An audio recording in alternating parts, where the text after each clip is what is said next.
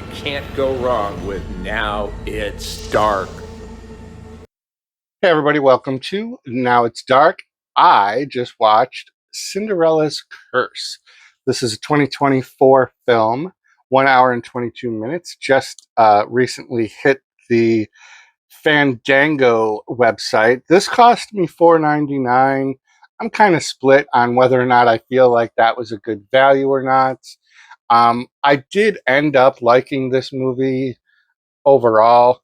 It is a fantasy drama horror. It is one of two that I know of Cinderella movies that have released this year.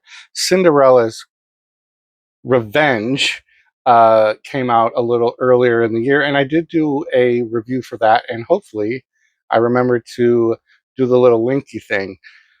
This was directed by Louisa Warren and written by Harry Boxley and Charles Perrault. And it has a very, very brief synopsis on IMDb. I'll scroll down and see if there's a better one. Based on the same folktale that Disney updated and popularized for children back in the 1950s. They really need to update that because that's just really lame. It seems lazy. So Cinderella is played by Kelly Rian Sanson. The fairy godmother is Chrissy Wuna. Lauren Budd played evil stepsister Ingrid, and she was one of my favorite characters. And there's another evil stepsister. I don't remember what her name was. Natasha Tosini. Danielle Scott played the stepmother. And at first, I thought they were doing a little bit too much with her to, you know, make her out to be the evil stepmother. But I did actually end up enjoying her quite a bit as well. A very predominant character is the prince, of course, Prince Levine, played by Sam Barrett. And there's some other people too, blah, blah. Um, yeah, so scrolling down further, there is a storyline that's just like the synopsis. It's exactly the same. So um, I'll just have to wing it. So this is from the UK, where a lot of these folk tales are. It's somewhat of a period piece. I don't know that they did a really great job of kind of making. Well, they did. They did okay, except that there was just minor things in the background that I happened to pick up on for whatever reason, like door hinges and doorknobs that were modern day.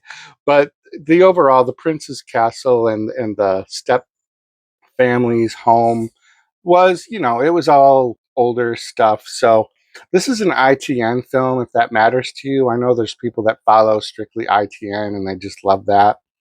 So we get this opening right away with this guy in a barn, this man, Jacob, and he's got three different women kind of like tied up, and two are just kind of slumped over. Maybe they're dead. And then there's a third just kind of crying for help. Why are you doing this? Blah, blah, blah. And I guess what this opening sequence does is it establishes that there is this book, very similar to like the Necronomicon in its look. It's like a flesh bound um, book with an eyeball in it. And it's this evil book that possesses the holder of it, or gets in your head and gets you to do things kind of evil. So that's what this opening scene establishes. We do get bloody kill, and there's plenty of gore. There's like a little CGI throughout this movie. There's other practical effects as well. It's like a good blend. And so Jacob basically goes a little cuckoo because of the possession of the book, which kind of is basically the gateway for the fairy godmother as well. And yeah, so Jacob is convinced, possessed through the book, through the fairy godmother, um, who also seems to have like three minions. And Jacob does a dirty deed to the woman, and she's no longer alive. And so when Jacob is doing kind of like a little after whatever. He buries the book to kind of relieve himself of this curse or whatever.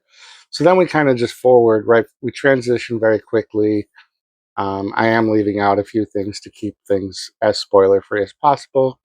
Then this is when we get to Cinderella and the sisters and the stepmother, and they really establish very quickly that this stepmother is brutally evil, and I mean brutally evil, and the sisters as well. And we also kind of get a hint that this story is not really going to follow the traditional Cinderella storyline. And I don't, like I said, I don't want to spoil it, but there's definitely a change to the timeline and the story that kind of creates nicely um, kind of a story that's more reminiscent of Carrie, the original Carrie with Sissy Spacek, and where Carrie is kind of like the frumpy girl, and the handsome jock asks her to the prom, and it's a setup from the beautiful girls that are associated with the handsome guy. And so, again, without giving too much away, like the story takes like this weird little turn, but it does it very well. I did like it. I immediately picked up on the Carrie influence to the how the rest of the story takes place. And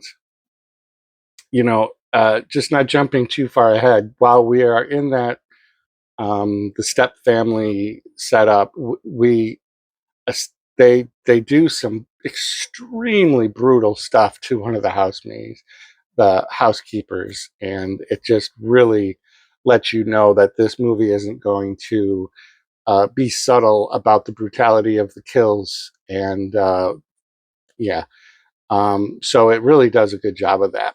And again, the stepmom, she became one of my favorite characters. She plays a very good, dark, evil character. And then Ingrid is more of she's also brutal, but also more kind of level headed, where she can put together like a plan or the setup. Like she would be the uh, antagonist in Carrie that set up the whole blood spill thing. Like she would be that comparable character. So Prince and the royal family are going around the countryside inviting the women who are able to birth children, who have the appearance of being able to bear children, inviting them to the ball, to the prince's balls. The prince has lots of balls, and this one in particular, he's going to make his choice for who will be his future bride. And yeah, so that little tiny part is about the only thing that sticks to the traditional story from here on out. So Cinderella has to do a little cleanup from the brutality that took place uh, on the housekeeper. And while she's in the process of doing cleanup, she uncovers the buried. I'm calling it a Necronomicon. There might have been a name for it in the movie that I didn't catch. It's not the Necronomicon, but it could. It's very similar. She finds that, she touches it, she gets some like weird visions, whatever. She takes it with her. She reads it later. She's really going through a bunch of stuff. It's time to go to the ball, and this is when she can't go. The stepmom has forbade her from going. Things get a little wonky. Um, Cinderella starts reading out of that book, which conjures the fairy godmother, and then the fairy godmother lets her know she has three wishes, and Cinderella makes two of those wishes. She asks if she should be doing the third one yet. Fairy godmother says, no, you'll know when to do that. Meanwhile, the fairy godmother is a very unconventional looking fairy godmother. This fairy godmother and the henchmen, they're crispy. Like, they've got no skin. They look all very rough. The one complaint I would have, I don't mind how they look. They looked, standard kind of grotesque, deformed, no skin kind of look, fleshy, burnt up, whatever. But the voice was a little bit much for me. It was a modulator used to distort the voice, so it almost sounded too mechanical, if that's going to make sense. If you go to watch this, you'll kind of pick up what I mean there. But yeah, so then Cinderella ends up going to the ball. She also has glass slippers, which she actually had already. That was another little tweak. She goes to the ball, and this really turns into Carrie from here on out. It's literally the prom scene, just with Cinderella, the ball guests, the prince, the twins, the evil sisters, and the stepmom. Because now we get third wish. Cinderella goes crazy possessed with powers and shit because the whole everybody is so cruel and brutal when Cinderella shows up. It's crazy. Like, I was like, oh, this is so different than what I was expecting in a good way, because there's already been the other Cinderella movie. These two are very different movies, and they're both fine. They both hold up on their own, very different. So if you have watched one, don't feel like you shouldn't watch the other because you're going to be watching the same thing. You're not. When this, I almost called it the prom, but when the ball happens and Cinderella gets that third wish kind of invoked, and she's evil Cinderella now, or possessed, or whatever you want to call her. One, her whole physical look changes, and that was the actress doing a very good job of embracing the dark side, and just with her own expression and the way she did her eyes and whatever, she looked so different and way better and cool.